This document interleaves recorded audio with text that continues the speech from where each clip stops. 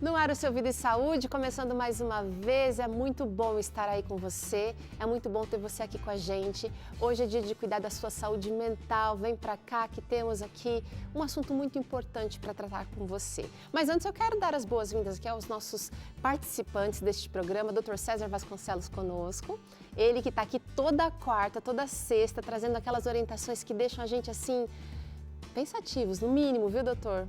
E fazendo mudança também. E hoje temos conosco a psicóloga Vivian Araújo. Como é que você está, Vivian? Tudo bem? Tudo bem. É um prazer estar aqui para a gente pensar em algo tão importante para o nosso momento. Doutor César, setembro chegou e a gente precisa falar sobre prevenção ao suicídio. Um assunto delicado, mas super necessário, não é? Porque a gente falando orienta as pessoas, né, dá esperança para aquele que está pensando com a ideação suicida. Então, a orientação ajuda na prevenção e no tratamento. Vamos com tudo, gente, nessa campanha do combate. Setembro Amarelo é sobre isso, tá? Com muito respeito e sensibilidade que a gente traz aqui esse assunto que é difícil, é doloroso, mas necessário. A gente, então, começa esse programa trazendo um texto aqui da meditação do Devocional da Mulher, que está em Jeremias 29, no verso 11. Um texto que traz um pouquinho do que o Dr. César acabou de mencionar aqui, olha. Deus falando pra gente o seguinte, olha. Eu é que sei que pensamentos tenho a respeito de vocês, diz o Senhor. São pensamentos de paz e não de mal, para dar-lhes um futuro e uma esperança. Jeremias 29, 11. E eu gostaria de focar aqui nas duas palavras futuro e esperança.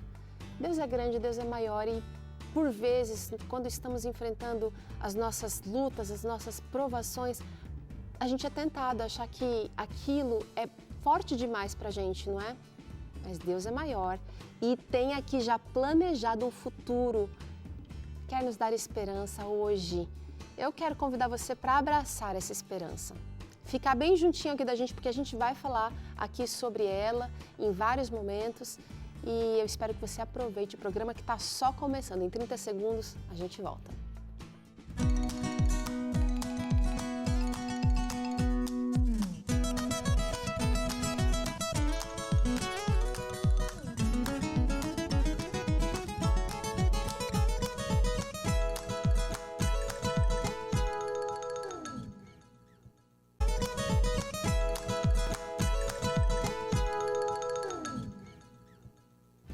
Estamos de volta, vem para cá participar dessa conversa interessante, importante.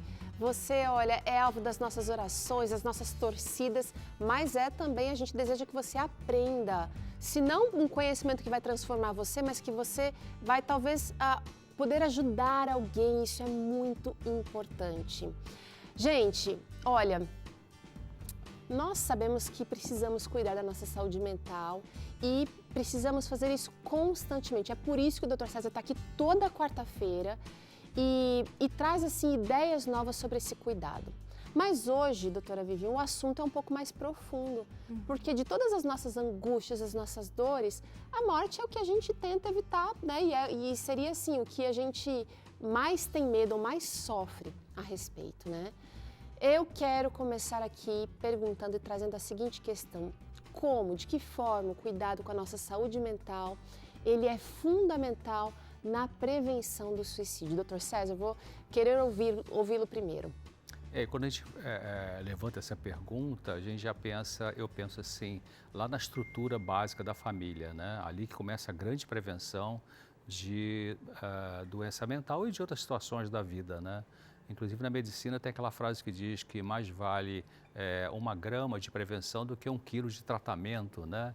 Então, quer dizer, para se prevenir que lá na frente alguém comece a desenvolver uma ideação suicida, é importante que essa estrutura familiar tenha boas condições de funcionamento, que significa o quê? Significa um pai atencioso com esse filho, uma mãe atenciosa, eles conseguem administrar suas próprias dores emocionais, né? E orienta essas crianças em relação a ter uma perspectiva positiva da vida, não no sentido de uma coisa utópica, né?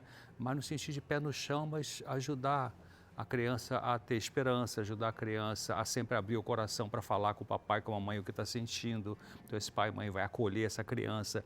Então criação desse vínculo afetivo entre pais e filhos é um grande protetor para quadros depressivos, quadros de ansiedade e, portanto, da ideação suicida. Né? Muito legal pensar, né, nesse cuidado, não só no consultório, não só é aquele cuidado mais pontual, mas no dia a dia.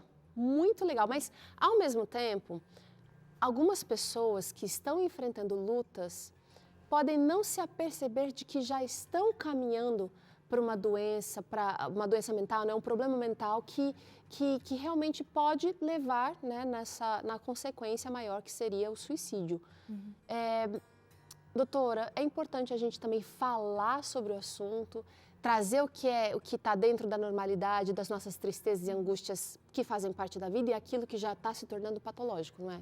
Sim, é muito importante, né? Quando a gente está falando em suicídio, a gente precisa entender o suicídio como uma questão multifatorial. Né? O Dr. César trouxe a questão da família, que é muito importante. A gente tem questões biológicas, muitas vezes, que também impactam significativamente nas reações que a gente vai ter em relação às nossas escolhas e à nossa vida. A gente tem questões sociais que impactam diretamente. Então, é super importante que a gente esteja atento a todos esses fatores e considere os sofrimentos que vêm advindos dessas situações, das relações familiares, das relações sociais, das questões biológicas com as quais a gente entra em contato. Porque aí, olhando para isso como uma forma mais global, a gente consegue, de alguma forma, ou tem mais chance de conseguir, olhar e prestar um cuidado mais efetivo para aqueles que vão precisar. E muitas vezes as pessoas têm a pergunta, mas será que se eu falar sobre esse assunto não pode incentivar algumas pessoas que estão com ideação suicida? Não mesmo, é o contrário, né? Porque falar e você expor alguns conceitos, de você falar dos sinais, você falar dos sintomas, né? Então isso ajuda a pessoa a perceber, puxa, cara, eu estou começando a ter uma ideia aqui meio esquisita na cabeça, eu não tinha pensado nisso, né? A família também recebe essa orientação e pode ajudar. Então falar é importante para orientar e para ajudar. Sim, eu trouxe essa questão porque aliás, em 2 gestações pós-parto, eu tive uma depressão e eu achava que era normal me sentir daquele jeito. Então, quando eu fui entendendo que não, peraí, não precisava ser assim, aquilo muda. Aceitar ou conhecer que é um problema, a gente tem a condição de buscar ajuda. Agora é o seguinte, nós temos dados muito sérios que demonstram que os índices de suicídio realmente aumentaram na última década.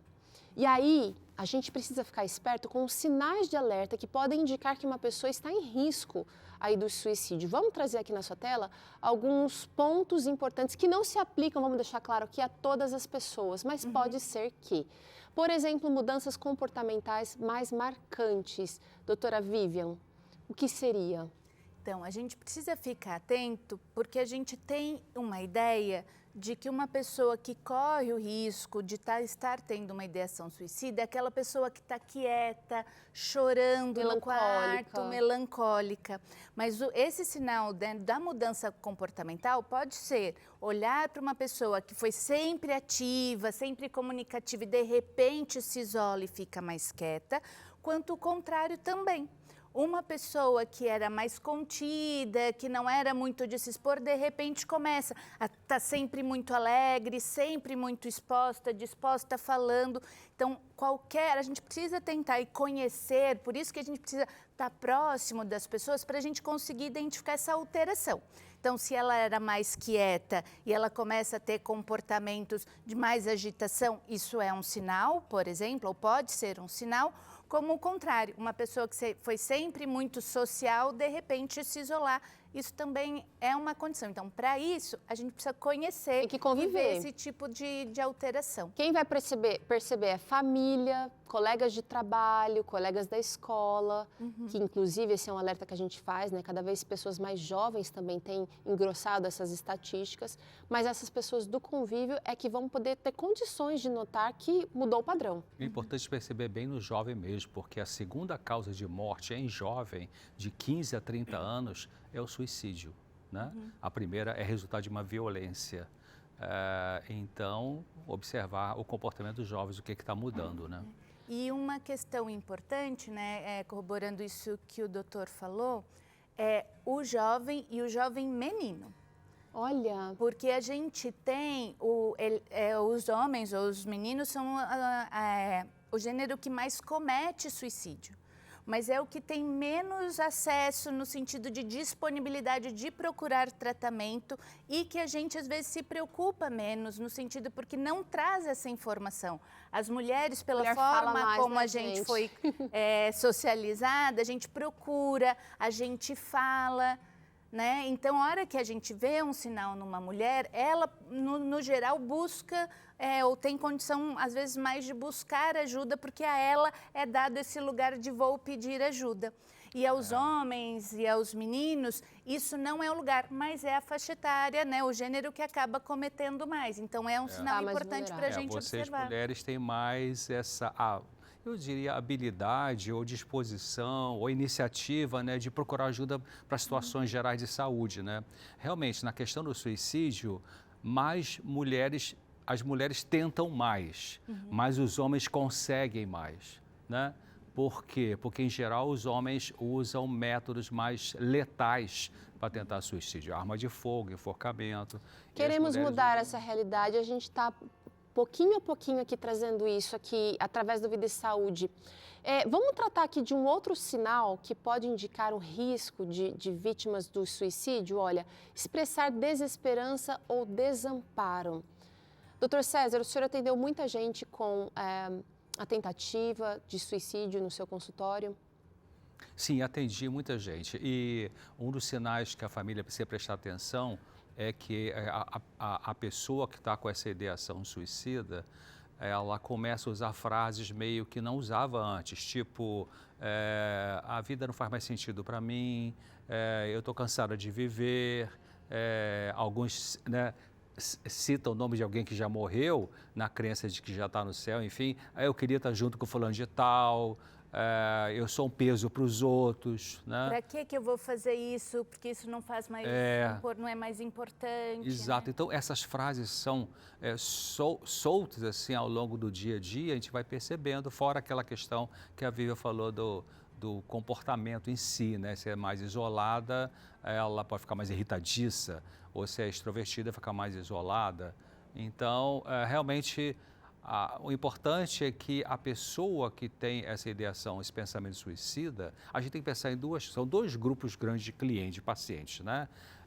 Uns têm a ideia de morte porque estão sofrendo alguma coisa, alguma perda, que para elas é tão doloroso que elas pensam, por que Deus não me leva, não aguento mais e tal. Mas quando você pergunta, e temos que perguntar, você teria coragem de se matar? Tem um grupo de pessoas que vai dizer assim, não, isso não quero perder a salvação e tal. Só Então, estou desesperançado, assim. Então é um grupo assim que a princípio a gente fica um pouquinho mais tranquilo em relação à ideia suicida, mas aquela pessoa que usa as mesmas frases e você pergunta, você numa hora de muita angústia, você praticaria realmente o suicídio? A pessoa fica quieta, abaixa os olhos, chora ou não e diz sim. E aí você vai para outra pergunta. Você tem pensado em alguma forma específica, né? E essas pessoas que têm um alto risco de suicídio, elas vão dizer, sim, eu trabalho no 10º andar do prédio lá do centro da cidade, eu olhei pela janela outro dia como é que era, pular daqui, ou eu estava na plataforma do metrô, do trem, fiquei olhando o trem vindo. Alerta. Ela já está elaborando uma forma. Então, essa pessoa com esse tipo de comentário tem que ser vigiada. Alguns casos, você tem que ser internado alguns dias para sair daquela fase aguda de desespero, né? Para ser medicado e tudo isso. Ambas as situações são importantes de cuidado, né? Então, uma pessoa que está desesperançada, que diz, olha, está muito difícil para mim e por isso não vejo mais sentido, é importante que a gente olhe. Mas é um tipo de atenção que a gente vai dar, que é diferente para uma pessoa que já tem feito planejamentos, por exemplo, como o doutor falou, né? Aí esse é um outro tipo de cuidado que a gente vai precisar despender a essas pessoas. Agora, a gente está falando aqui para pessoas, de repente é um tio, é uma mãe, é uma amiga, que está assistindo e que está percebendo esse comportamento em outra pessoa. Nesse caso, vai precisar de uma ajuda extra. né? Tem que procurar uma ajuda profissional. Vamos seguir com mais sinais aqui que podem indicar risco, gente. Comportamentos autodestrutivos, e eu vou chamar mais um. E planejamento ou preocupação com a morte. Esses comportamentos autodestrutivos podem ser se cortar, pode ser que tipo de coisas?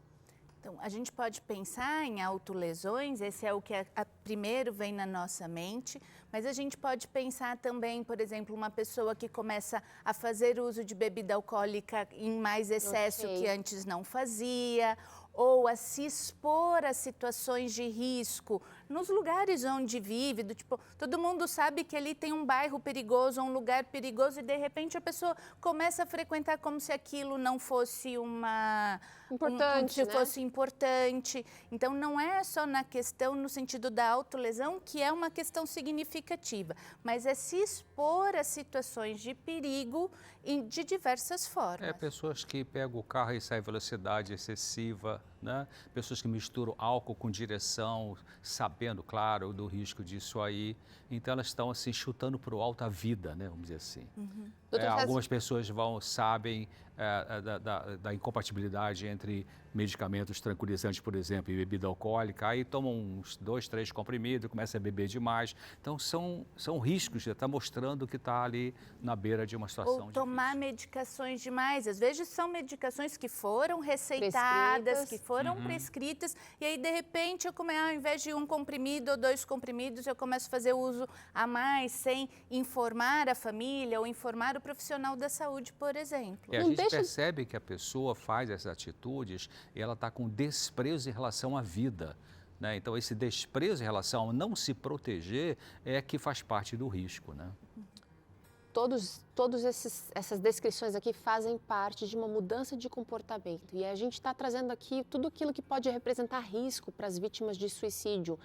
Vamos trazer aqui mais alguns outros pontos. Mudança de humor significativa e também problemas psicológicos ou emocionais que são recentes, né? Tem a ver com luto, às vezes uma perda muito que a pessoa não está conseguindo lidar. Tem gente que fica com vergonha, fez um monte de besteira, um monte de tramóia, um monte de corrupção e descobre e a pessoa fica com vergonha. Tem pessoas que suicidam por causa disso, né? Não aguenta lidar com a vergonha.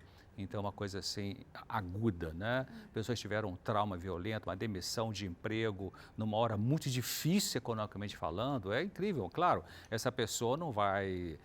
eu vi uma vez uma história de um indivíduo, um funcionário de uma empresa que se enforcou porque ele precisava de dinheiro, não podia perder o emprego, tinha a família precisando de dinheiro, as crianças também, e foi demitido, né? Assim, meio que impiedosamente, e o cara foi lá no trabalho e se pendurou lá. Então, são situações assim que vêm de uma onda na pessoa. Algumas dessas pessoas já têm um certo perfil melancólico ou já tiveram um quadro depressivo aí que vai e volta, né? E pode ser um momento difícil, né? Uma questão importante, né? Cada pessoa reage de uma forma. Então, às vezes eu passo por um processo de luto e a forma como eu reajo pode ser muito diferente da forma como o doutor reage. Então, a gente também precisa ficar atento para que, passou por um processo de luto significativo, atenta que pode ser uma pessoa com risco de suicídio. Isso pode não ser verdade. Então, por isso que a gente precisa olhar para a realidade de cada indivíduo. Né? E a gente também, às vezes, fica muito preocupado, por exemplo, com pessoas que têm transtornos depressivos ou transtornos ansiosos significativos como pessoas em potencial para uma tentativa. Mas nem sempre. Sim. Às vezes, por uma coisa que foi muito pontual, que às vezes não tinha ou identificado qualquer tipo de um problema psicológico muito específico, por uma situação de desespero ou de impulso, a pessoa pode ter uma tentativa nesse sentido. Tá. Aliás, aquelas pessoas que já tentaram em vezes anteriores também apresentam aí um risco, né? A gente precisa ficar o tempo inteiro. É um dos pontos que a gente vai comentar agora, que esse histórico conta, gente. Tem que ter um cuidado especial, diria, doutor César, uma vigilância. Sim. Tem que ter com essas pessoas, porque eu não tenho estatística agora aqui, mas estudos fizeram a estatística, né, de quem já tentou no passado e por alguma razão não funcionou, quanto a mais por cento de risco tem, até o índice é alto. Então, realmente, se a pessoa tem, na história clínica dela, tentativas anteriores de suicídio e ela entra no quadro depressivo, tem que vigiar 24 horas, porque o risco é muito maior do que na população que não entrou em depressão e não teve risco de suicídio. Importante, como eu gostei, a doutora Vivian falou uma coisa importante, os mesmos eventos traumáticos na vida produzem resultados de comportamento diferentes em pessoas diferentes. Então, tem gente que tem uma perda econômica, uma perda na família grave, né, um divórcio, a morte de um filho, e que tem uma situação dramática, vamos dizer assim, em termos de dor emocional, mas não pensa nada em suicídio. Então, não quer dizer que o suicídio vai estar presente sempre que tem um tipo de perda, né? A gente perguntou nas nossas redes sociais se você já sentiu uma dor, já algo tão profundo assim que fez você pensar em tirar a sua vida, tá bom?